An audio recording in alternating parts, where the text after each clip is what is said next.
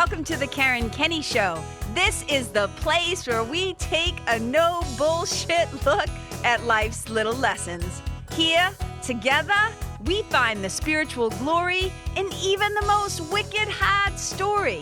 This is a journey from fear back to love and how we can find our greatest strength and happiness in some of the most unlikely places.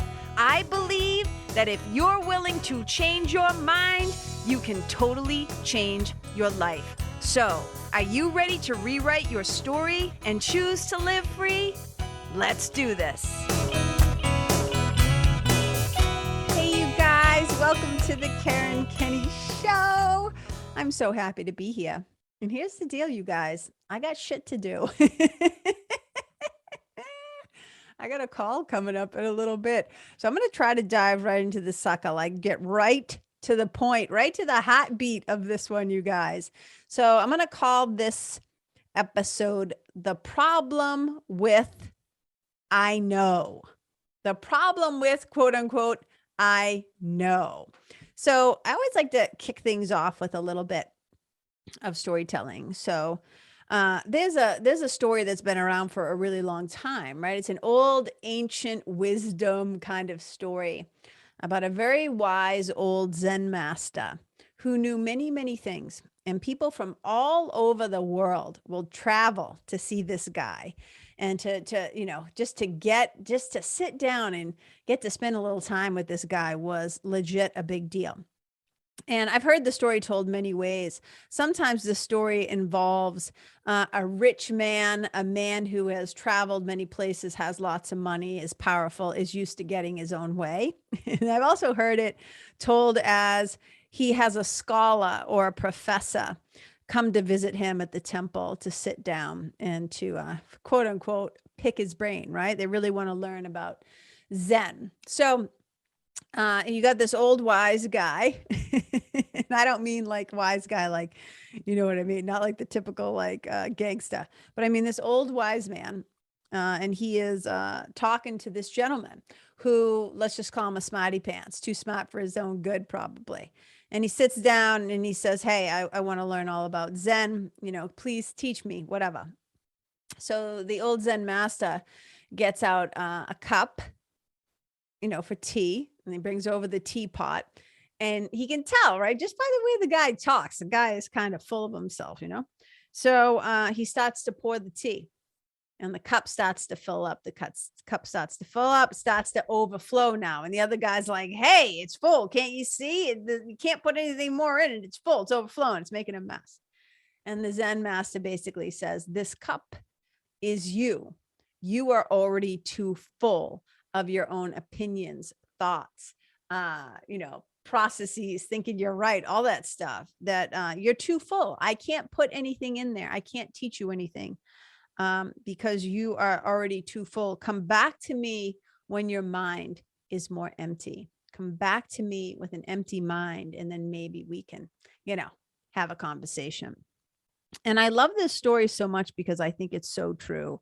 I cannot tell you how many times, and I think in particular, I'm sure it happens all the time in academia, but I would just have to, take a guess at that because I am not a professor, right? I am not a teacher in that way, right? Not in the halls of a high school or college, et cetera, whatever. But I'm sure in the high esteemed areas of academia, there is so much ego running rampant that it's painful and ridiculous.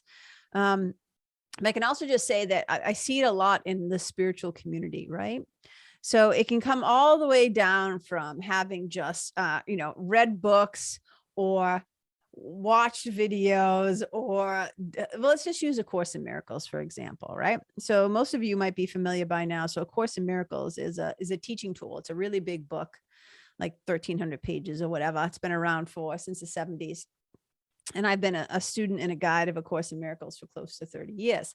Now, as soon as somebody finds out you're a Course in Miracle teacher, especially if they've been in the spiritual playground a little bit, right? Like they know just enough probably to be dangerous. I can't tell you how many people have said to me, oh, I know A Course in Miracles. I know A Course in Miracles. I did the course. What my favorite one is when they say, I did the course thinking that it was actually a course. They don't even know it's a book, but they're trying so hard to look quote unquote spiritual. They're trying so hard to look like they know everything that they go, oh yeah, I did that course. I did that course. Yeah. And I can tell that they have no idea what the fuck they're talking about. And I always just think like, man, and whenever that happens, because it can be so easy, right, for the ego, like my own ego, to like then judge that behavior.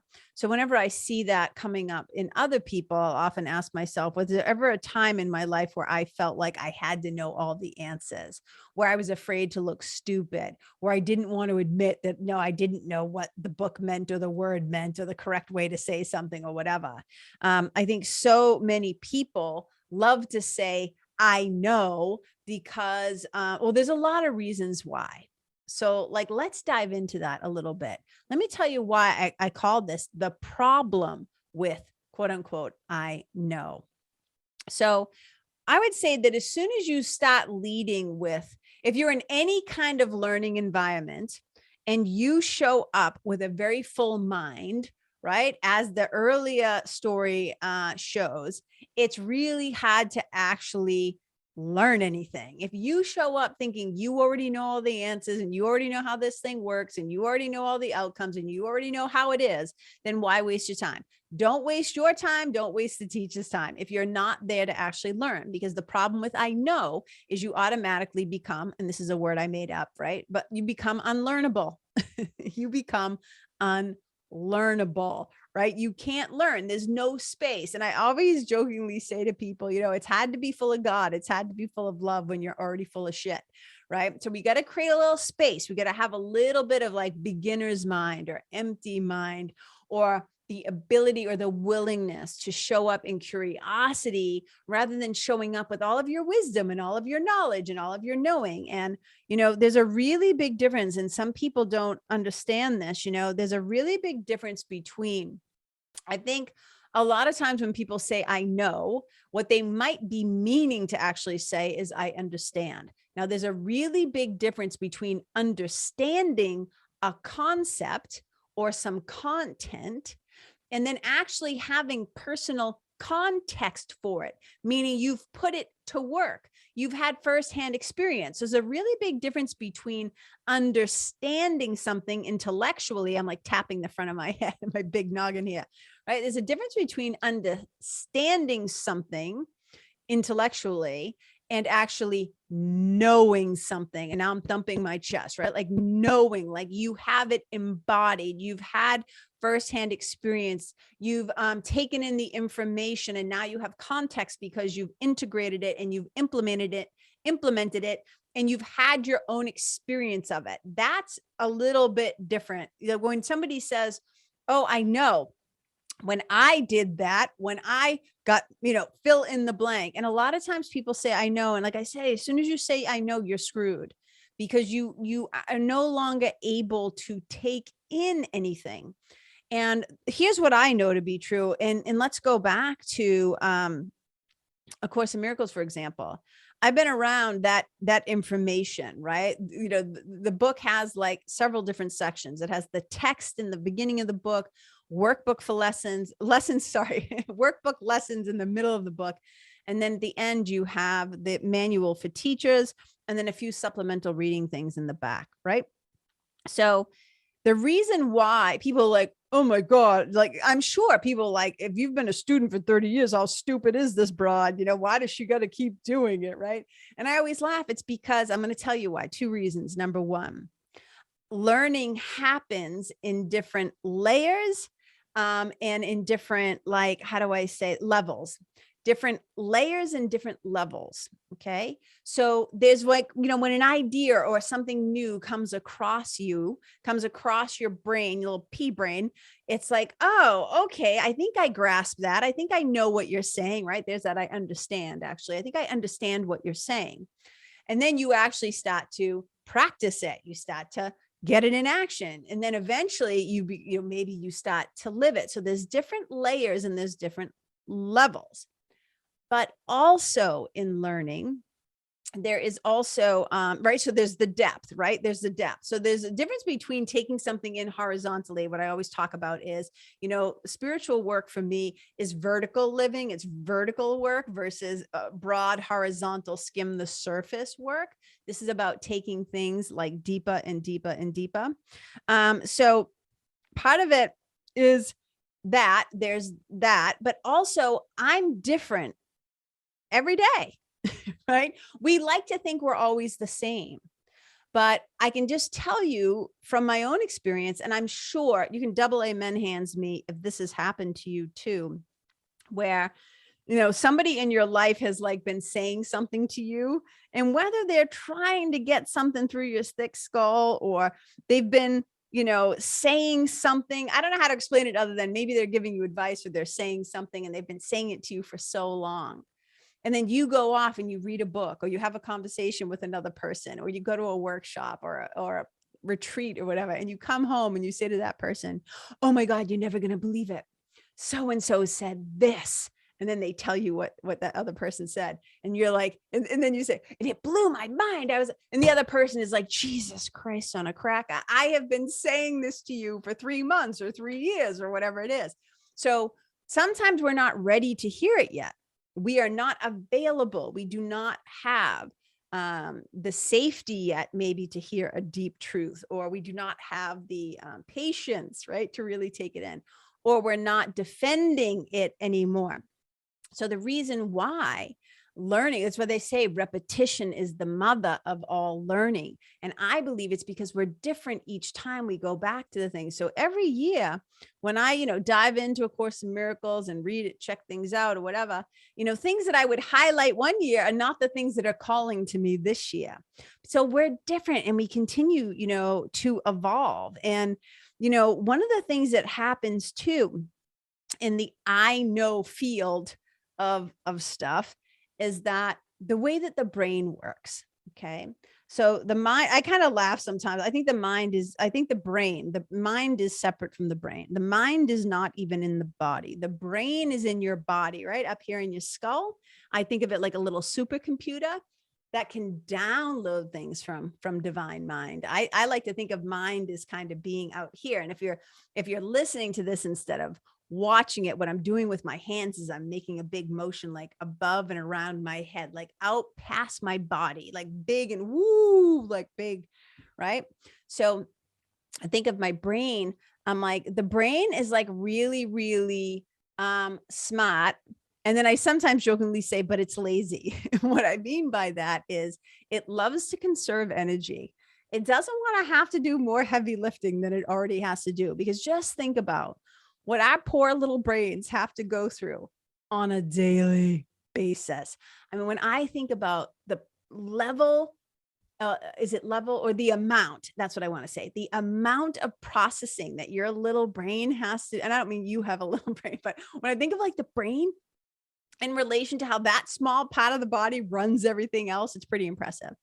So it likes to conserve energy. That's one of the things that the brain likes to do. So the brain likes to conserve energy. So it likes to say things like, yeah, I already know that. Right? It's like not letting new information in. It whiffs, like all it needs is a tiny whiff of like something familiar. And it's like, vroom, yeah. Already know that. Thanks anyways, pal. You know what I'm saying? But what happens is if the brain is doing that, if the brain is trying to conserve energy and trying to convince you, and I'm going to get into the ego aspect of this in a second. What happens is that if you're already doing that thing, if you're doing that thing like, yeah, already read that book. Yeah, already know that.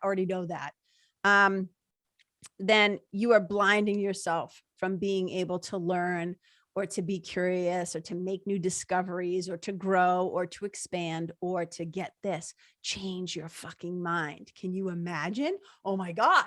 If I was to actually let in new or different information that I didn't insist on already I knowing, and then I know that was a grammatical thing on purpose, right? When we're doing I knowing to myself and to others, it's like we're basically cock blocking ourselves from being able to expand and to grow. And the ego just loves it. The ego loves to look superior. I often say that the ego will try to keep you separate right? Separate from others, separate from spirit, separate from source, from God. It will try to keep you separate by making you special. And sometimes it tries to make you special through your suffering and what a shit show and the drama and all that stuff, right? It'll be, oh, poor me, look at me, I've had it so bad. It's like, the trauma Olympics. And then sometimes, and I'm not, trust me, as somebody who's had their own trauma, I'm not belittling that. You guys know, just I'm funny like that, right? So, but it will also try to make you special with superiority, with I am so much better than you, smarter than you, what richer than whatever, fill in the blank. The ego loves to be special. And it certainly doesn't like to admit when it has a lack of something, like a lack of knowledge. It doesn't like to look stupid. And so one of the things that I encourage people all the time, because so much of spiritual work, you guys, so much of transformational work, and that's really the work that I do, and for on myself, yes, I go first, right? I got to be my own first client and the person who does the work, because how can I help anybody, you guys, if I have nothing of my own to contribute back? It doesn't matter if I've read all the books or did all the courses and studied here and did that and went to this place and went to that spiritual pilgrimage. That's all great, but if I don't take time to really sit with it, get intimate with it, to implement it, to integrate it, to have it become a part of me, my identity and how I'm showing up in the world, right? Then I've got nothing. Otherwise, I'm just regurgitating shit and parroting shit back, but I have no real deal, true blue, firsthand experience to actually report any of my own wisdom back with. So if the ego is insisting on me being right all the time or smart all the time or whatever, it's why I love to maintain. You've heard me talk about this so many times, why I love to be a continual student. And while I'll go learn from other people who are in a similar field of mine, because I think that good coaches and good mentors, we have mentors and coaches, but sometimes I like to just learn from a different point of view. And the reason why is this, because, as a teacher, as a speaker, as a storyteller, as somebody who mentors others and coaches others, sometimes you need to be able to come at a principle, a spiritual principle or some ancient wisdom or whatever, from a multifaceted. I always talk about kaleidoscoping, right? I love to be able to kaleidoscope people and to meet them where they're at. And sometimes, I'll just hear somebody say something that I've heard 1,000 times before, but they'll put a tiny bit different spin on it. And I think, oh my God, that's so good, right? That's going to be so helpful if I ever blah, blah, blah, blah, blah, blah, blah. And of course, I give credit, right? You guys know me. But a lot of these things are universal principles, right?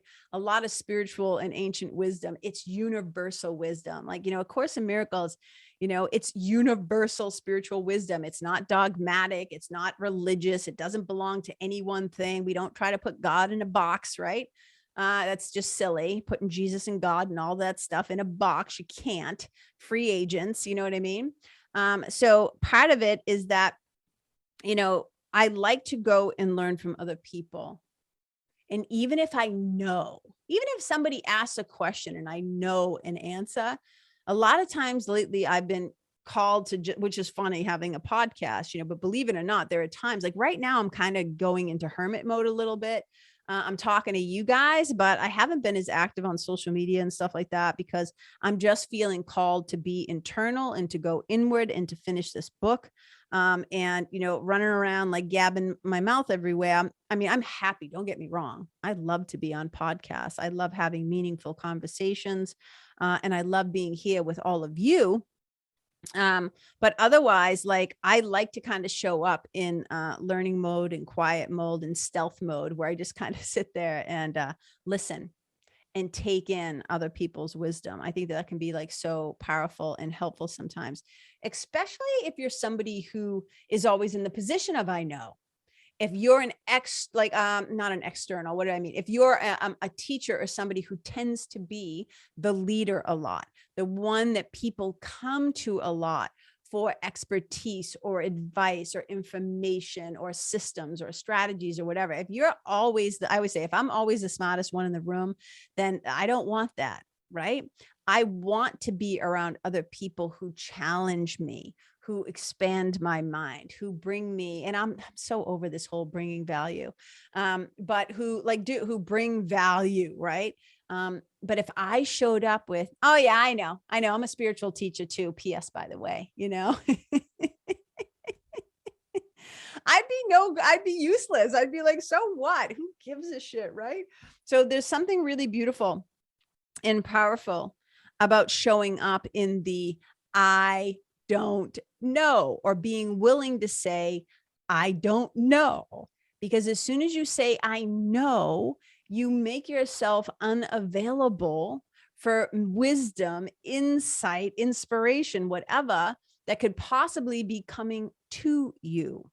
So if we're not willing to show up with a little bit more of an empty mind and open, there's a beautiful line in A Course in Miracles. I might be paraphrasing a little bit, but it basically says, come open-minded, empty-handed is the line. Come empty-handed unto your God. Let go of all thoughts of what you think God is. Let go of all thoughts of what you think you are and who you think you are, and come empty-handed unto your God. And I've just always loved that. Like, yeah, what would it be like, you guys, if we came empty-handed to ourselves, to each other in relationships, and into learning environments from coaches, mentors, teachers, whoever, you're the guy at the gym, right? Your trainer, your no, I want to keep saying Sufi master. That's not it. The guy at your dojo, your sensei. There we go. Finally, get it out. Your sensei. Like, what if we actually just came? Can you imagine somebody showing up at a martial arts studio with a guy who's been around for 30, 40 years, has so many levels of black belt, and they're like not even a white belt. And they're just like, oh yeah, I know. Because I watched some Bruce Lee movies. Oh yeah, I know that. It's like, no, you don't. No, you don't. Again, difference between understanding, intellect, okay, and actual knowledge. I've done it. I've put it into action. I can report back. This is what happened when I did that. This is what I discovered. This is what I found. I'm going to take a big breath here because this is so important, you guys. If you keep showing up on insisting, and I hear it all the time, again, in the spiritual community, it's so fascinating being a spiritual mentor. Okay. So to work with me, not in the nest, that's different. The nest is more like, it's a spiritual community. It's a membership, but it's a group program. So anybody can like join the nest. You know what I mean? As long as they can pay, right? Anybody like joins the nest, as long as they're willing to make that investment in themselves. And that's a story for another day, why that part is important. But to work with me one-to-one, you have to fill out an application, because I'm asking questions on there on purpose, because I'm trying to get a sense of who I'm dealing with, right? What's going on, where they've been, who they are, like what's happening. And I can't tell you how many times I've been on a call with somebody who is seeking me out.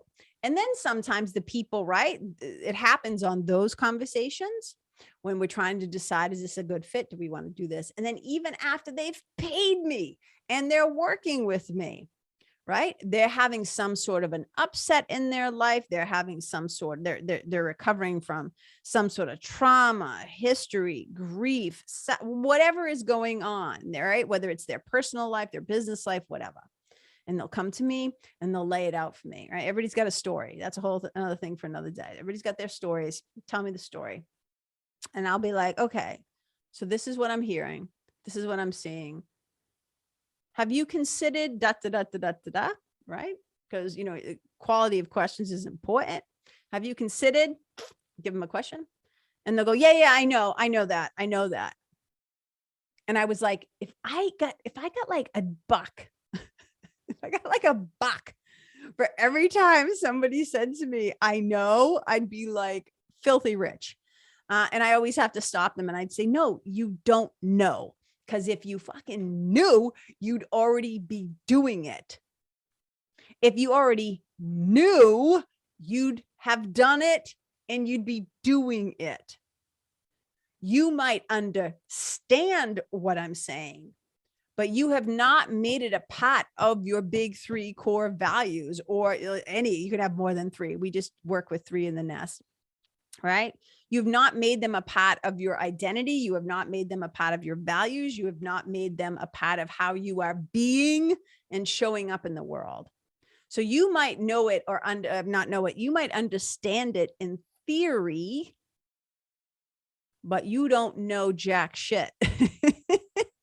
Or you wouldn't be paying me all this money to help you have a different outcome, to help you deal with the cause. What a lot of times people are talking about is they understand. They'll be like, oh yeah, I know, I understand, I know, right? I've seen the effects of it. Like they know because maybe they read the book, but any I'm trying not to let Vicky have the mic because she talks very bluntly sometimes.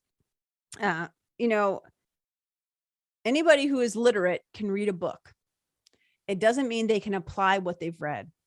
It doesn't mean that they're going to take the time to contemplate it, to think on it, to write notes, like to actually put it into action. And a lot of people like to say, I know, because how they like to appear to the other person, especially sometimes, again, when you're in one of those weird positions where they see you as some sort of spiritual, whatever, thought leader, authority, I don't know, whatever. I don't know how people see me in that sense, but I'm always like, I'm not looking for, I know, because as soon as you do that, I can't actually help you. Because so much of knowledge, so much of transforming yourself, transforming your life, transforming your thoughts, transforming your suffering, is there has to be a willingness for unlearning. And that's the empty mind piece. That's the empty-handed piece. That's the beginner's mind piece, is we have to strip away what we think we already know so that new information, and you can get intimate with that information, because as my friend Marianne C says, that's what actually heals you, is intimacy, not information. And I would often say it's intimacy in many levels, getting intimate with the information, but also getting familiar with it and knowing that somebody is also like close by. So there's really a feeling of safety, but that's a show for another day. So as soon as we say, I know, then we also stop ourselves from going deeper. So we have the unlearning aspect where we're creating space for another point of view, another aha, another discovery, another creative experience, right? To express itself and to happen. So we're creating an unlearning experience, but then we're also blocking, if we say, I know, the opportunity to learn at a much deeper level, where it stops being like a person with a megaphone shouting out and saying it, versus somebody who lives it, who just by being in their presence, you can feel their knowledge, like you can feel their depth. Are you picking up what I'm putting down? So whenever you feel the temptation to say, I know, because there's some sort of fear of looking a particular way to other people, I want to encourage you to be willing to say, I don't know. There's so much power in that. There is so much power in that, showing up like with a little kid. Like when a little kid, like when I think about little kids, like the first time that you're trying to learn how to, whatever, ride a bike or do a cartwheel or tie your shoes, or, all the different like little rites of passages that we go through as kids. If we just keep walking around going, I know, I know, I know, I know, well, you're not going to fucking learn anything, are you? Mrs. Smarty Pants, little Mr. Smarty Pants. You're not going to learn anything that way. So one of the questions I want you to ask yourself is this. First, all right, let's go back to this. Pay attention to when you feel tempted to say, I know, and be willing to say, I don't know. That's number one.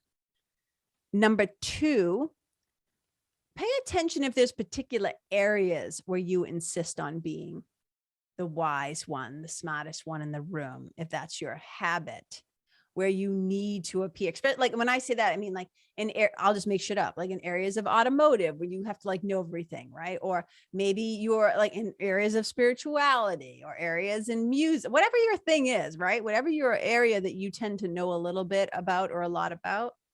I look at, my sweetie and I were talking about this the other day. He's learned everything by ear. He doesn't know how to read music. He's a professional musician. He's a professional touring musician. He's a multi-instrumentalist. He's been playing instruments since he was 3 years old. No joke. And now he's in his 50s. He's like 56. And he can play like a ton of instruments. He's a singer. He's a songwriter. He's a producer. I mean, he's ridiculous. He's ridiculously talented, right? Taught himself, drums, taught himself bass, taught himself guitar, studies a lot, learns, like watches videos, watches concerts. Like he's always so curious. And we have another friend, but what he does not know is like a lot of music theory, like people who went to Berkeley or people who studied to learn how to read music. Like I have a cousin, Billy, who's a drummer, and he knows how to like read music. Right. So, my sweetie and I, it's his friend really, but I know him too, and we're friendly, who's a genius teacher, like savant, like a savant musician, right? And he was playing with my sweetie one day and he's like, dude, that thing that you're doing is like really, really cool. And he loves to teach. And so he's like, I want to show you a couple of things, right? Is that okay? Because he was just so enthusiastic about it. And he wanted to show my sweetie how do I say this? Like a music theory thing that he didn't know he was doing, that he was already doing just naturally. And he wanted to expand on it. And he got so excited when he saw him doing it. So my sweetie's like, my friend wants to do X, Y, and Z. And I said, are you going to do it? He's like, yeah, I'd be an idiot not to, not to take him up on that. He is so knowledgeable, like da, da, da. And I just love that about him. I love that humility about him, that he would go like, yeah, like he's not going to sit there and be like, oh, I already know, or he's too proud, right? Too proud to not listen. Too proud to not be in getting the learner's permit. You know what I'm saying?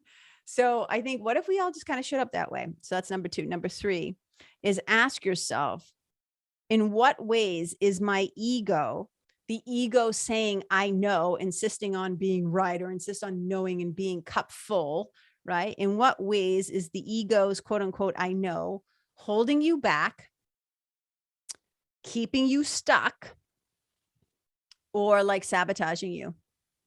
How might it be keeping you from going to a deeper place or the next level, a higher place?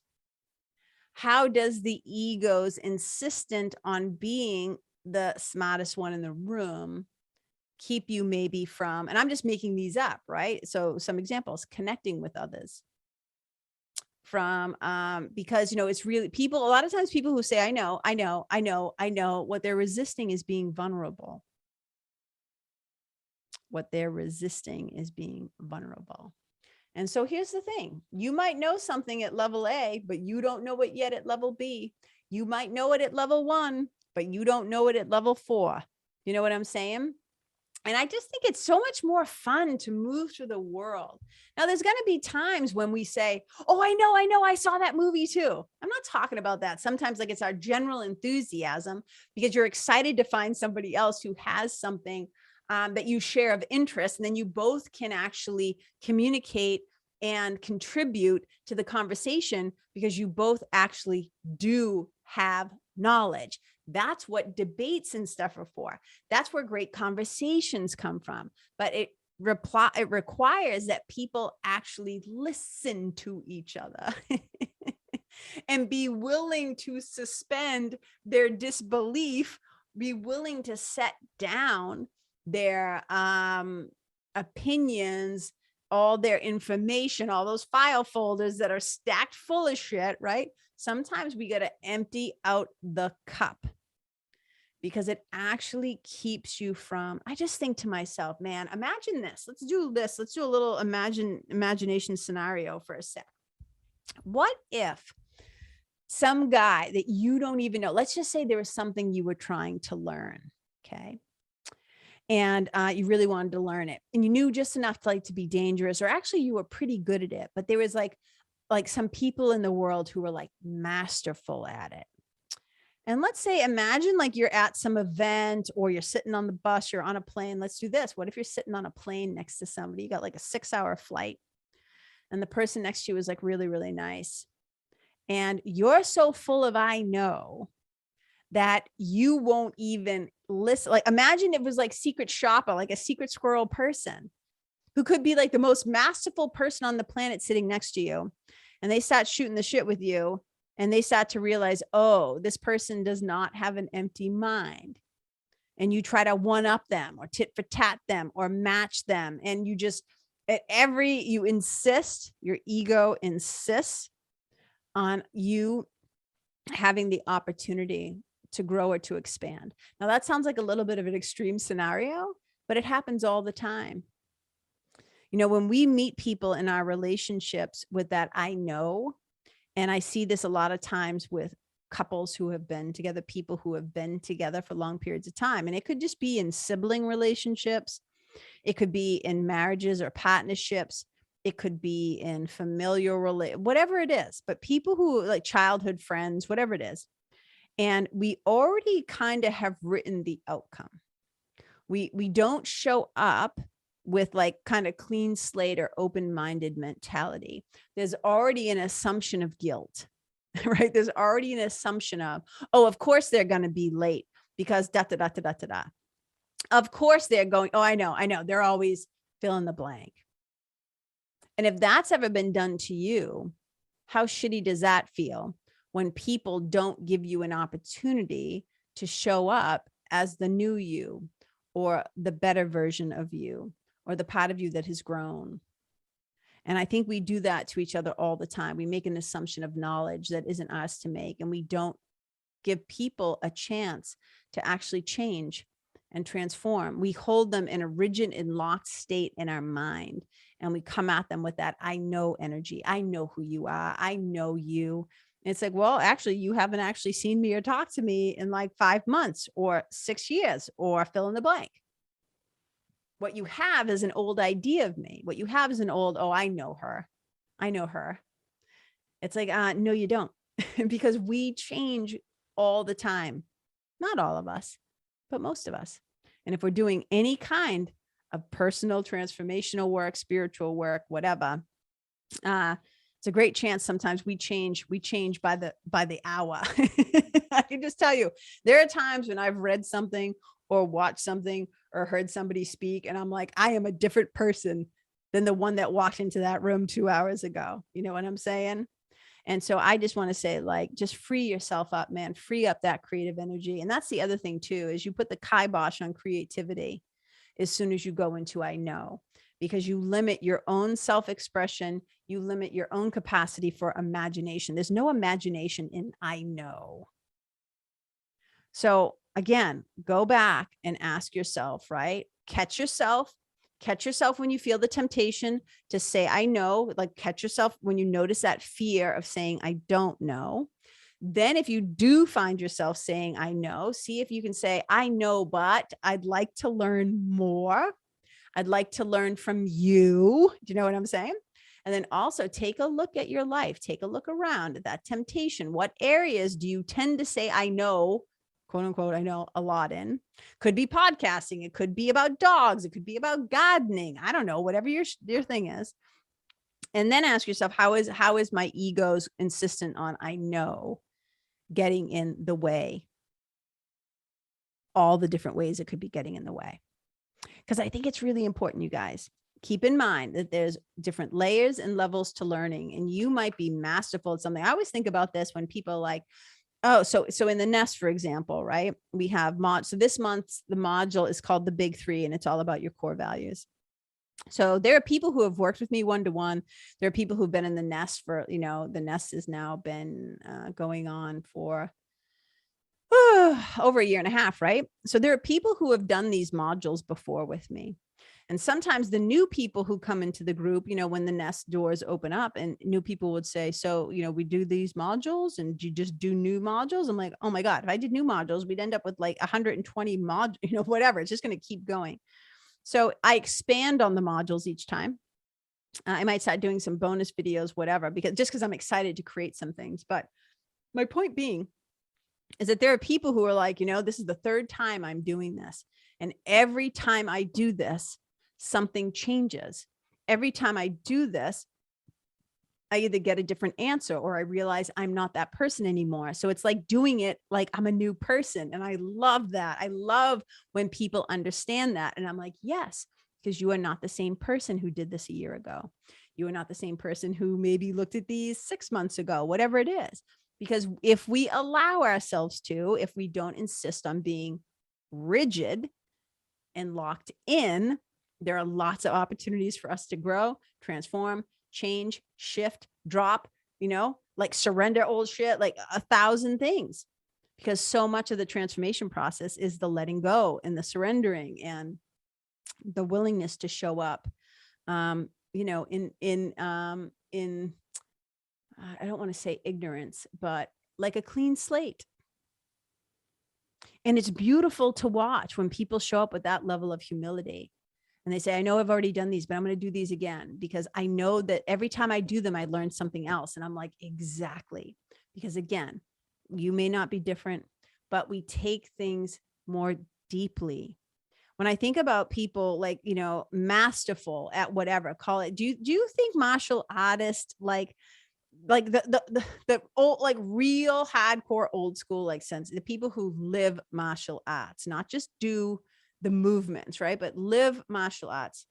I think about yogis too, right? I think about the yoga teachers who have been around for like a really long time, like the real deal ones. It's like, do you think they just go, I'm going to stop doing the basics? Yeah. I don't need to do that breath thing anymore. That one right there. Yeah.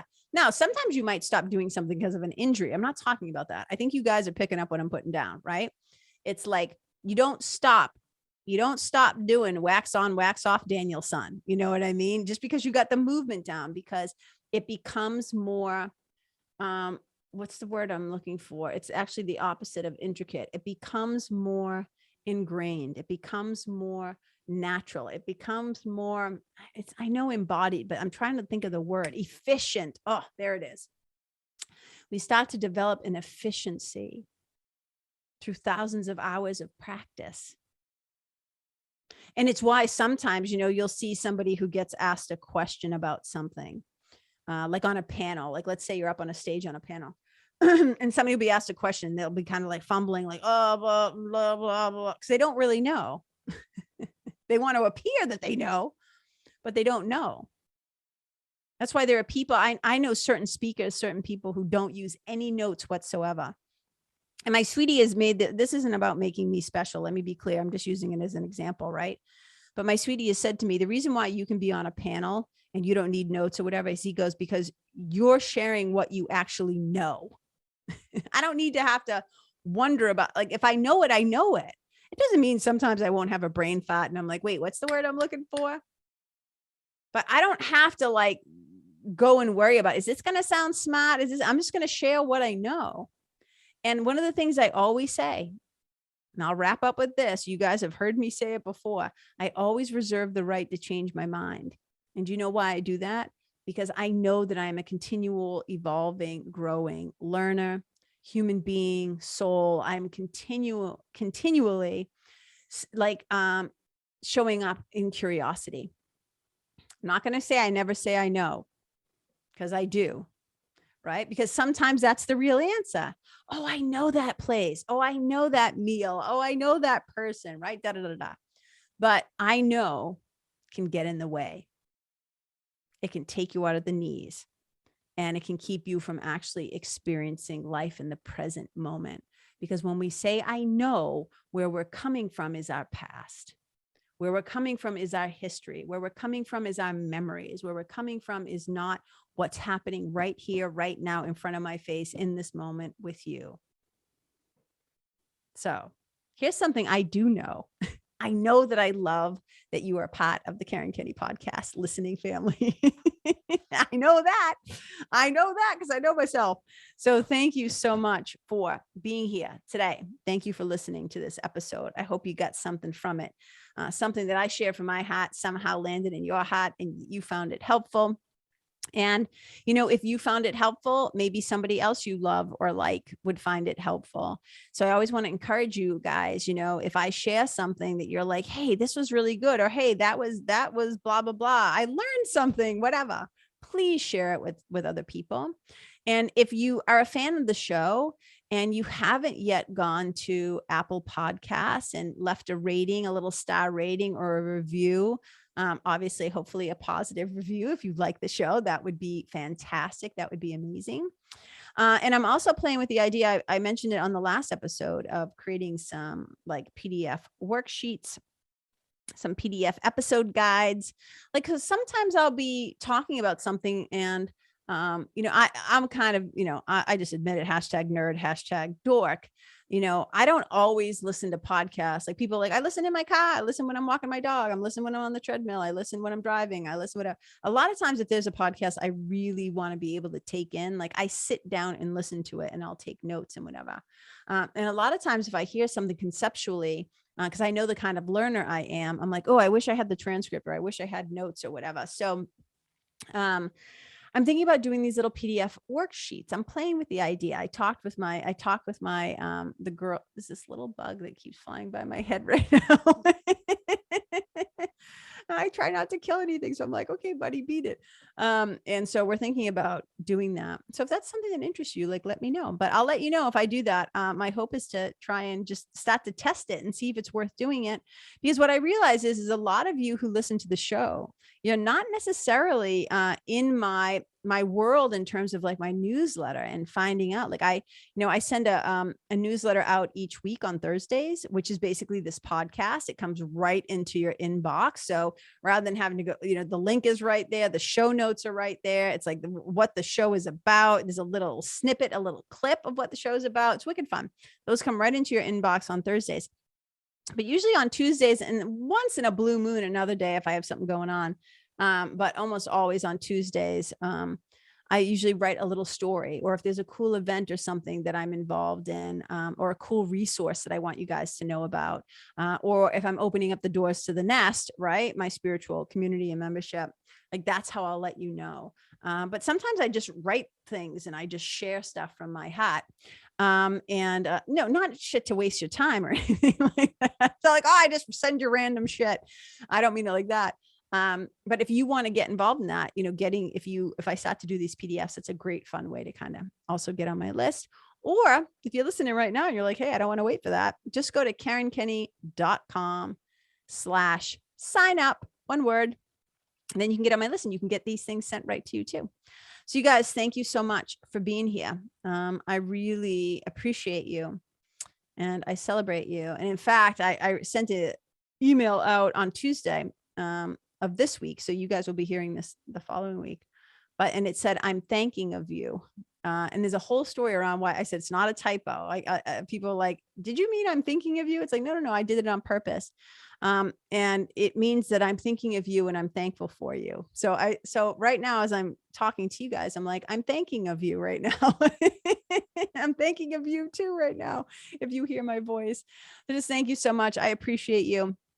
I love you. I am, I look at the world right now and I'm just so grateful. Like when we have these opportunities to connect, and I know you're simply listening to me right now. It's not like we're necessarily having a two-way conversation, but all the quantum physicists, the scientists cannot deny it. But in the spiritual world, we already know this, that all minds are joined, that there is a collective consciousness. There's like one big mind, right? And so in some ways we are kind of having a conversation. Even right now, it feels like the flow of vocals and stuff is coming towards you. I always keep my heart open to receive back. And the way that I receive back sometimes is by, sometimes you guys write to me, you'll tag me, you send up a flare, let me know, you send me an email, whatever. I'll see reviews, whatever it is. So I appreciate it so much. I appreciate the support. This is a podcast. It is a labor of love. And, people have said to me, you should put this on Patreon and you should make this a paid podcast, I don't know. Maybe it's something I'll do in the future. Right now, I'm just sending it out from my heart to yours. So you guys, wherever you go, may you leave the people, the place, the animals, the environment better than how you found it. Wherever you go, may you be a blessing. Bye. Hey, you guys, thank you so much for tuning in to this episode of the Karen Kenney Show. I super duper appreciate your time, friendship, and support. And look, if something that I shared from my heart today somehow landed in yours, I'd love to hear about it. So please tag me on Facebook or Instagram or IG stories or wherever the cool kids are hanging out these days, and let me know what your favorite part was or what you found most helpful. You can find me over at Karen Kenney Live. That's Karen, KenneYlive. And if you're digging what I'm saying and you want to hear more, I'd be wicked grateful if you could go to iTunes and subscribe and leave a review, because you guys, that's how you'll help me to keep spreading the love. And if you can think of someone that could benefit from hearing this episode, please share it with them. I'd also love to stay connected with you. So if the feeling is mutual, please go to KarenKenney.com/freebie and download my free guide to building your spiritual team.